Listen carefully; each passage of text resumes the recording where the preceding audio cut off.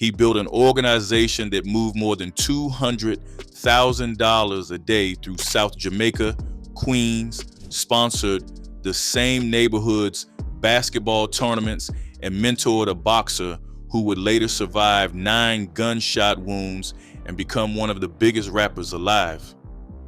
Federal prosecutors say that same mentor's crew ended up on the wrong side of that shooting, and that McGriff answered a friend's murder by ordering 2 men killed himself. This is the story of Kenneth Supreme McGriff and an empire that eventually turned every relationship in it into evidence. 2 men in Queens opened fire on a Lincoln Navigator idling outside a stash spot. The driver, Eric Smith, a small-time rapper known on the street as E-Money Bags, is on the phone when the first rounds hit. Prosecutors say the gunman fired roughly 40 shots total, and Smith dies behind the wheel. It is July 16, 2001, and the man federal prosecutors say ordered the hit and paid $50,000 for it is a South Jamaica native who once ran one of the most disciplined narcotics operations New York City had ever produced. But the story starts 20 years earlier in the same 15 or so blocks of Southeast Queens. By the late 1970s, South Jamaica was a neighborhood shaped by decades of migration and disinvestment. Black families had arrived from the South during the Great Migration and settled into developments like the Baisley Park houses, but redlining and job discrimination left many of those families locked into substandard housing with few paths to steady income. Unemployment was high, the local schools were struggling, and a heroin trade had already taken root well before crack arrived. Before any single organization took control of the area's narcotics trade, dealers there operated as independent free agents, a patchwork of small-time hustlers competing block by block with no larger structure holding any of it together. Kenneth McGriff was born in South Jamaica on September 19, 1960, the middle child of 2 city transit employees. He was not raised in chaos. Both of his parents worked steady municipal jobs, and by most accounts, McGriff was a sharp, well-liked kid who did well enough in school that people around him assumed he had options. What reshaped his path was junior high school, where he encountered members of the 5% Nation, an offshoot of the Nation of Islam that taught its followers that only a small fraction of the population held true knowledge of the world, while the rest lived either as oppressors or as the unaware.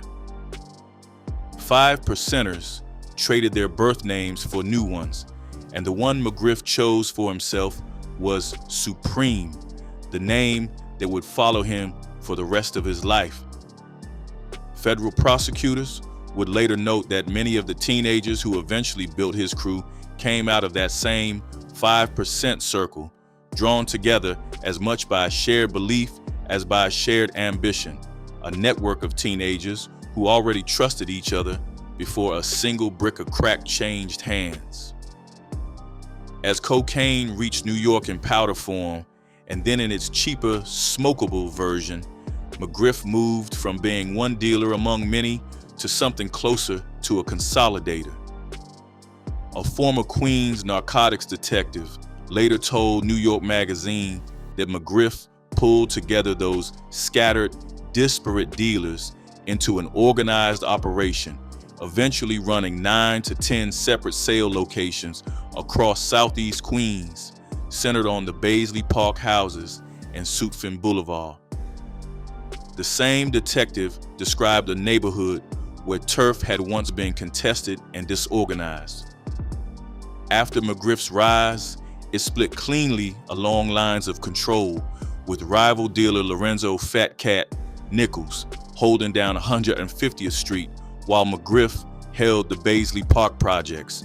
Nichols supplied narcotics to several smaller operations in the area, McGriff's included, and the 2 men moved through the neighborhood as parallel powers rather than direct enemies, at least in the beginning. McGriff called his crew the Supreme Team. A 2005 federal press release describes it as a group founded in the early 1980s out of Baisley Park, made up largely of teenage 5%ers who organized themselves under McGriff's leadership. McGriff's nephew, Gerald Prince Miller, became his second in command, and court records would later describe the division of labor between them plainly: McGriff as the strategist, Miller as the enforcer. One rapper who grew up watching both men operate would later sum it up in a single line: if McGriff was a businessman, Miller was the real killer. The 5% teachings that shaped McGriff's earliest identity were built around a strict hierarchy of knowledge. 5% of the population were the enlightened. 10% were the elites who understood the truth but exploited it. And the remaining 85% were kept ignorant of both. Founded by a former Nation of Islam member who called himself Clarence 13X, the movement spread through Harlem and Queens on cassette tape sermons in the 1960s and 1970s, and by the time McGriff encountered it, its language of chosen knowledge and hidden power had already become part of the everyday vocabulary of young men across South Jamaica. For McGriff, adopting the name Supreme was not simply a street nickname, it was a claim to a specific kind of standing inside a belief system that many of his future crew members already shared before they ever sold a single vial together. The man McGriff would eventually share the neighborhood's drug trade with, Lorenzo Fat Cat Nichols, had his own trajectory running in parallel.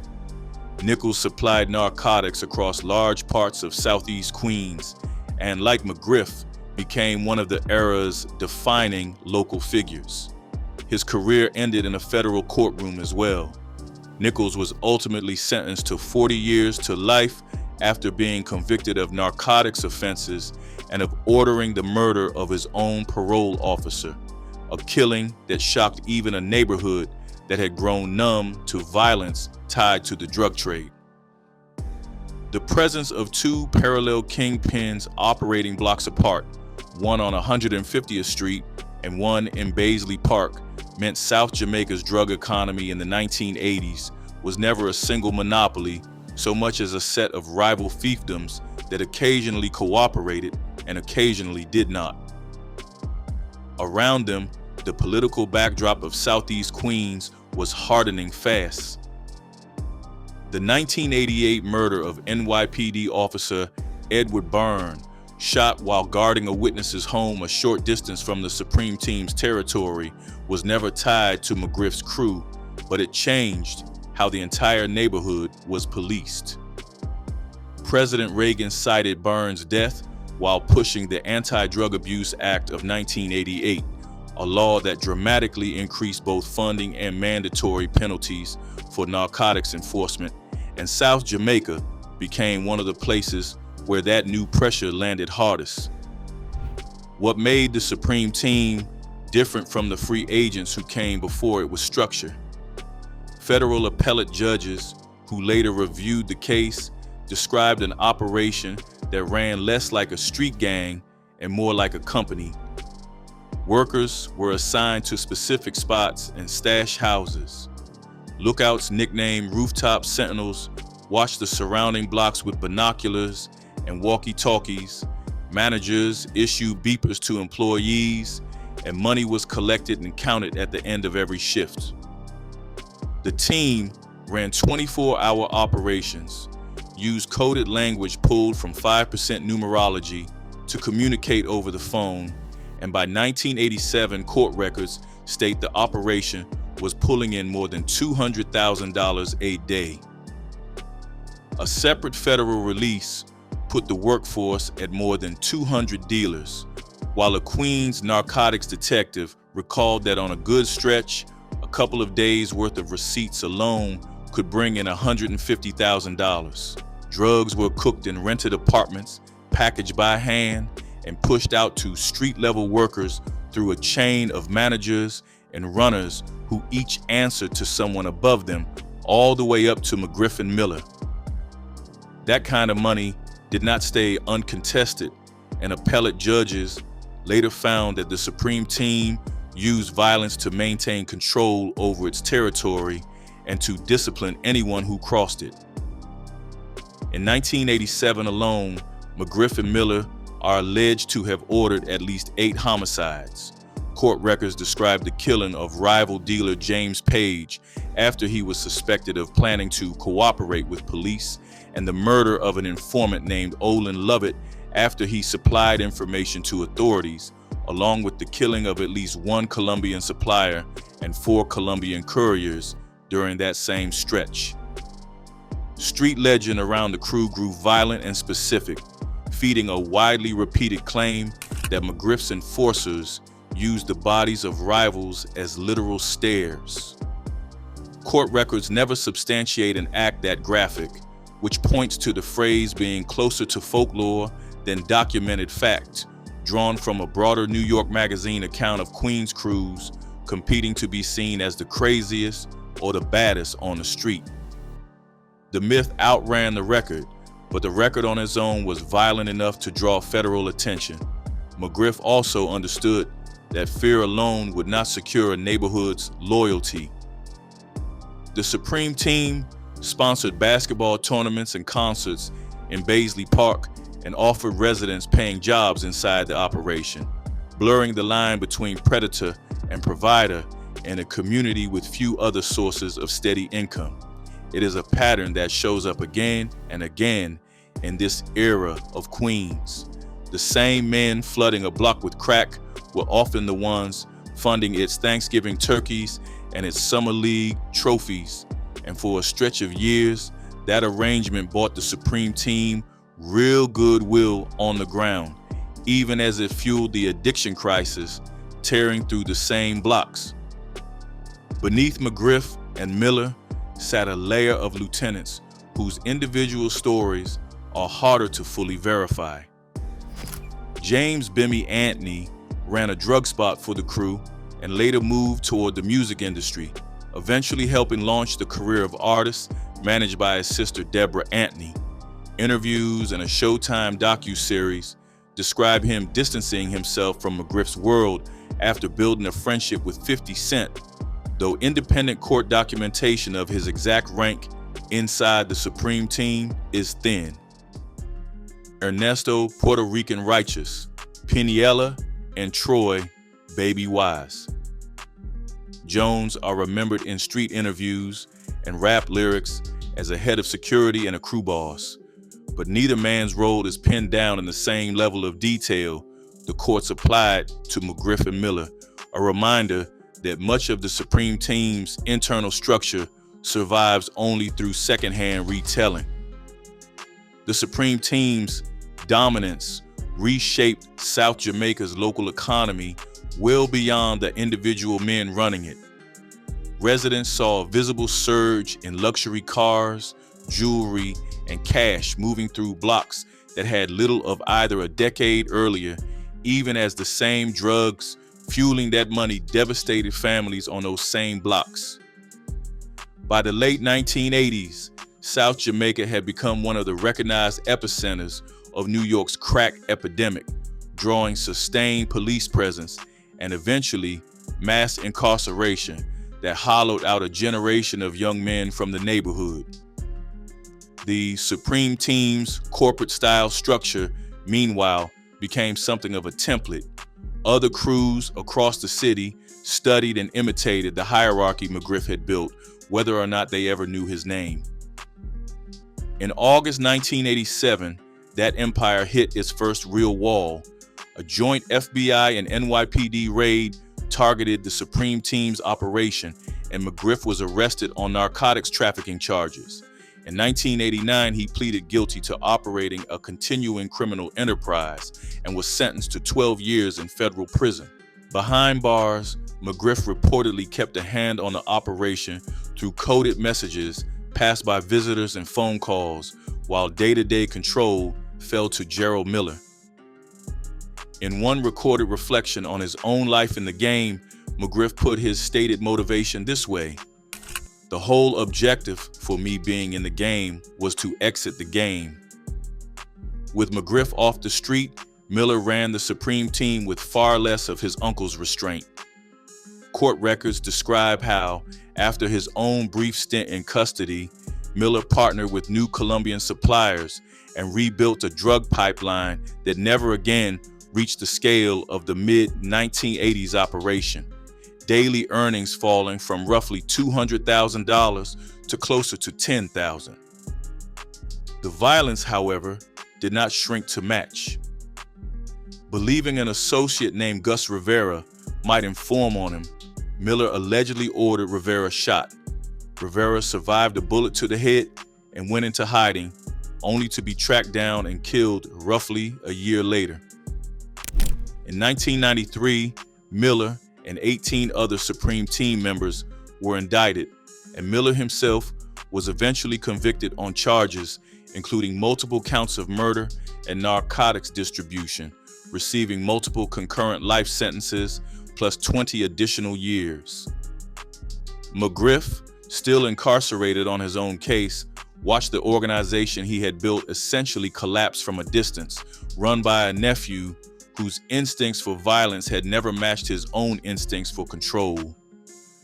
Much of what is known about this period comes filtered through sources that were not built for courtroom precision: mixtape intros, later documentary interviews, and secondhand street retellings that circulated for years before anyone with a badge or a subpoena wrote any of it down.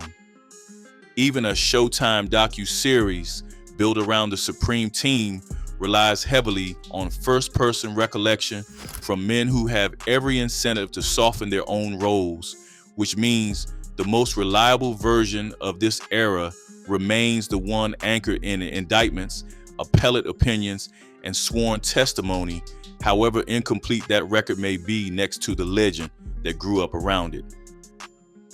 McGriff was paroled around 1994, and for a stretch, it looked like he might make good on the exit he had once described. He opened a barbershop and began chasing a different kind of ambition entirely, one built around Hollywood rather than Baisley Park. He had spent much of his prison time reading the pulp crime novels of Donald Goines, a formerly incarcerated writer whose books were popular reading material across New York's prison system, and McGriff came out determined to turn one of those novels into a film. In 1997, following a parole violation and a short return to custody, he was released again and approached a young Queens-raised label executive named Irv Gaudy Lorenzo about adapting Goines' novel Crime Partners into a movie. Gaudy's label, Murder Inc., agreed to help finance a straight-to-video adaptation. Federal investigators would later allege that McGriff funneled more than $1 million in drug proceeds through the label to launder the money, using Murder Inc.'s accounts as cover for a film project he was quietly bankrolling with narcotics cash, while also covering his travel expenses so he could pose publicly as a film producer. The film itself, released under the title Crime Partners 2000, went straight to video and became a modest commercial success within that market, giving McGriff a genuine, if small, footprint in the entertainment world he had spent years chasing. To McGriff and the people closest to him, that success validated years spent trying to build something legal out of a reputation earned illegally. To federal investigators, watching the same money move through the label's books, it looked like a straightforward laundering operation wearing the costume of a passion project. A Washington Post profile of the label described how Gaudy's admiration for McGriff long predated the business relationship, framing McGriff as a local legend who had once commanded roughly 200 fellow gang members selling crack out of a single Queens project. Defense attorneys would later argue that none of this proved anything criminal on its own. insisting that investing in a movie alongside an old friend was not, by itself, illegal, and that the Gotti brothers were operating a legitimate business that simply happened to include McGriff among its circle of associates. That distinction between friendship and financial conspiracy would end up at the center of a federal trial several years later. Whatever legitimacy McGriff hoped to buy did not last on the street level either. A Department of Justice release states that after his 1997 release, he resumed large-scale narcotics trafficking, this time built around heroin and powder cocaine rather than crack, and assembled a new crew that carried forward the old organization's willingness to use violence. In hip-hop, meanwhile, McGriff's name kept circulating in a different currency. Artists including Nas and Mobb Deep referenced him and Prince Miller directly in their lyrics, and the Supreme Team's mythology folded itself into New York rap almost as thoroughly as it had folded itself into South Jamaica's own oral history, with street legend and documented fact repeated in the same breath so often that separating them became difficult even for people who had lived through the era. It was during this stretch of reinvention that McGriff's path crossed with a teenager from the same neighborhood who trained at the boxing gym of Supreme Team Lieutenant Colbert Black Just Johnson, Curtis 50 Cent Jackson. Jackson's mother, a drug dealer, was killed when he was 8 years old, and by 12, he was selling crack himself, moving through the same South Jamaica ecosystem McGriff had helped build a decade earlier before shifting toward music. By 1999, McGriff was straddling two worlds at once, one built on drug money and one built on the promise of hip-hop legitimacy through Murder, Inc. Both worlds were about to collide with the young rapper he had once watched grow up around Black Just's gym. That September, 50 Cent recorded Ghetto Courtroom, Forgive Me, a song that named South Jamaica's real hustlers by their real street names: Preemie, Prince, Black Just, Fat Cat, and others. The track spread fast on mixtapes, and in a neighborhood where discretion had kept men out of prison for years, it read to many of McGriff's associates as an act of dry snitching, naming names that were supposed to stay unnamed even in a song. 3 months later, on December 11, 1999, Colbert Black Just Johnson was shot and killed outside a Queens nightclub. Witnesses later implicated rapper Eric E. Moneybags Smith as the shooter. For McGriff, Black Just was not simply a lieutenant, he was family, and the loss appears to have hardened whatever restraint McGriff had left as he moved deeper into legitimate business. Around the same time, a separate feud was escalating between 50 Cent and Murder, Inc.'s flagship artist, Ja Rule. According to a federal affidavit later filed in the investigation, a friend of 50 Cent robbed Ja Rule of his jewelry, prompting Ja Rule to reach out to Irv Gotti, who in turn contacted McGriff. Using his standing on the street, McGriff was able to recover the stolen chain within roughly 15 to 30 minutes. It should have ended the dispute. Instead, tension between the two camps kept building, and in March 2000, 50 Cent was punched and stabbed by Murder, Inc. associates outside the Hit Factory studio in Manhattan, an incident that ended with a restraining order and, in parts of the hip-hop world, a perception of weakness that trailed him for months afterward. Then, on May 24, 2000, 2 months after the Hit Factory incident, 50 Cent was shot 9 times while sitting in a car outside his grandmother's house. He survived the attack, but it cost him his recording deal and reshaped the entire rest of his career. A federal affidavit filed as part of the later Murder, Inc. investigation directly named Kenneth McGriff as a suspect, describing him as involved with the shooting of another rap artist who had written a song exposing McGriff's criminal activities. Years later, during the 2005 trial connected to Murder, Inc., a former McGriff associate named John Reagan testified that McGriff and others had celebrated the shooting and that McGriff had allegedly said, referring to 50 Cent, "I got him." Defense attorneys worked to undercut Reagan's credibility on the stand, pointing to his own history of fraud and pimping as reasons to doubt anything he said under oath. No one has ever been convicted for ordering the shooting of 50 Cent, and to this day, the identity of who paid for it remains formally unresolved. McGriff, for his part, has consistently denied direct involvement. In his own recorded account of the era, he insisted the case against him was built on informants rather than evidence, stating flatly, "I don't know Terrence Terrell," a reference to the government's key cooperating witness in his later murder trial, whose testimony he has spent years disputing from prison. McGriff did not wait long to answer Black Just's death. According to Department of Justice records, on July 16, 2001, McGriff paid two gunmen $50,000 to murder Eric Smith, the same man widely believed to have killed Johnson. The gunmen ambushed Smith in his SUV, and he died at the scene. 3 months later, on October 21, 2001, McGriff ordered the killing of Troy Big Nose Singleton, a close associate of Smith's, reportedly out of concern that Singleton might retaliate for his friend's death.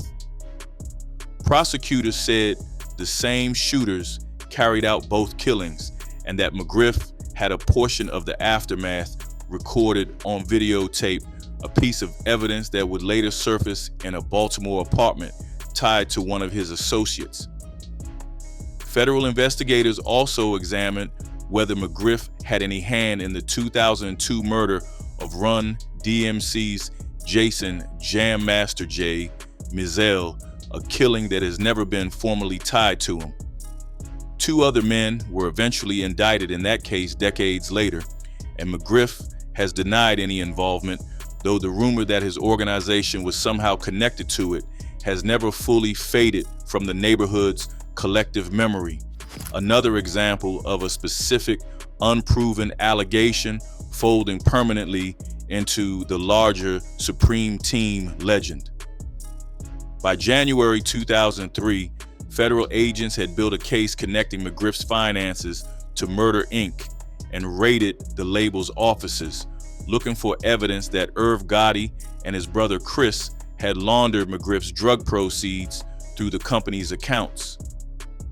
A 2005 superseding indictment charged McGriff himself with racketeering, narcotics distribution, money laundering, and murder for hire in connection with the deaths of Smith and Singleton. At the Gotti brothers' trial that December, prosecutors leaned heavily on witnesses like Reagan, but the defense picked those witnesses apart on cross-examination, and in December 2005, Irv and Chris Gotti were acquitted of all money laundering charges, a verdict that let the label survive even as its association with McGriff had already done lasting damage to its public standing. McGriff's own trial followed a different path, and it happened without him on the witness stand. His court-appointed attorney chose not to put him in front of the jury, a decision McGriff has argued for years afterward was made without his informed consent and in violation of his constitutional right to testify in his own defense. Prosecutors, working without any rebuttal from McGriff himself, presented testimony that he had paid $50,000 for the murders of Smith and Singleton, along with phone records and cooperating witnesses who described how the hits were planned and carried out. In February 2007, a federal jury found McGriff guilty of racketeering, drug trafficking, and murder for hire in the killings of Eric Smith and Troy Singleton, while acquitting him on several lesser drug and weapons counts. During the penalty phase, only 3 jurors voted in favor of the death penalty, short of what was needed to impose it, and the judge instead sentenced him to life in federal prison without the possibility of parole, His appeals, which challenged both the evidence admitted at trial and its overall sufficiency, were rejected by the Second Circuit, which affirmed the conviction without finding the alleged denial of his right to testify significant enough to overturn the verdict. He remains incarcerated today and has continued to argue publicly, including in later interviews, that his conviction should be overturned on the grounds that he was denied the chance to testify, framing the case as one built almost entirely on the word of cooperating witnesses who had every incentive to tell prosecutors whatever kept their own sentences shorter. What the trial could not fully settle was the mythology that had grown up around McGriff long before any jury heard his case. In rap lyrics, mixtape intros, and street retellings, Supreme became something closer to legend than man, a figure said to have used rivals' bodies as stairs and to have controlled half of Queens through fear alone. Court records tell a narrower, still brutal story. A South Jamaica kid who built one of the most efficient crack distribution networks the city had seen, who tried more than once to trade that world for one built on film and music, and who, according to federal prosecutors, answered the murder of a childhood friend by ordering 2 more killings while chasing a Hollywood deal. Several of the biggest questions in his story remain formally open. No one has ever been charged with ordering the shooting of 50 Cent, and both McGriff and 50 Cent himself have publicly maintained in separate contexts that they do not know who pulled the trigger, leaving one of the most consequential shootings in hip-hop history technically unsolved on paper, even as the street version of the story has long treated it as settled. No one has ever tied McGriff directly to the death of Jam Master Jay, despite years of rumor connecting the two. The full extent of Murder Inc.'s financial relationship with McGriff is also less settled than either side's public account suggests. The Gotti brothers walked out of court acquitted, but the trial exposed just how easily the line between funding a friend's passion project and laundering that friend's drug money can blur once enough cash changes hands between the two. And law enforcement records give little indication that the full scale of the Supreme Team's 1980s profits, hundreds of thousands of dollars a day at its peak, was ever actually recovered. Most of it appears to have simply been spent, hidden, or laundered long before federal agents caught up to the organization behind it. The shooting that made McGriff most infamous, the one that turned a South Jamaica teenager into a global rap star, is also the one crime that was never formally pinned on him at all. Kenneth McGriff's name is stitched into the origin story of some of hip-hop's biggest names and into a stack of federal case files that ultimately outlasted every version of himself he tried to build, from crack kingpin to film producer to, finally, federal prisoner, serving a life sentence with no possibility of parole. What remains of the Supreme Team today exists mostly in that split record. The indictments and appellate rulings on one side, precise about dates, dollar figures, and body counts. The lyrics, documentaries, and street retellings on the other, looser with fact but far more responsible for how the world remembers the name Supreme. Both versions point to the same neighborhood, the same handful of blocks around Baisley Park, and the same conclusion that an operation built to look invincible ended, like almost every operation like it, inside a federal courtroom.